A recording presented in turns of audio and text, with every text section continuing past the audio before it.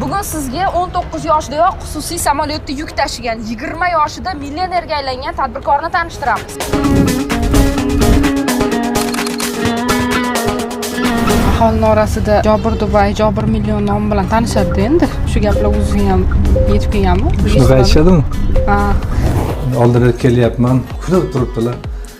Do'li sekundlar daqiqasida Jobirxon rahmat o'g'lim dedilar.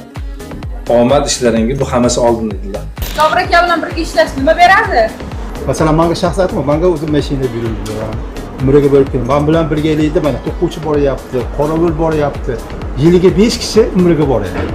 6 ta menejerimizga birdaniga mashina berdik. Amir Temurning gaplari bor-ku, bizni kimligimizni ko'rmoqchi bo'lsang, biz qurgan imoratlarni ko'r. Zal bo'lmaymi? Dubayda yurganlarim yoshligimda o'sha 95-yildagi Yevropaga borganim.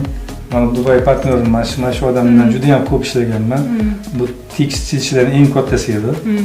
O'sha Namanganlik tekstilchilarga mana shu odamdan ko'p material olib, nima qilganmiz? Qarang, nima qildi 20 yoshgina yigit ekan. Jonim, O'tiravering. Jonim, ona. Salom sonajon. Yaxshi o'tiribsizmi? Jonim, ona. Yaxshi o'tiribsiz onajonim? Ha, go'zal onajonim. Chiroyli onajonim. Dubaydagi biznes faoliyatimiz u mahalda shu oldi sotdi bo'lgan asosiysi. Qurilish kompaniyasi ochdik, undan keyin Dubayda yaxshi ko'rsatkichlarga erishdik. Necha marta zapretga tushgansiz? Jobir akani ko'rib turasizlarmi doim? Qanaqa rahbarlar? Kampurlarga rahbarlar deng.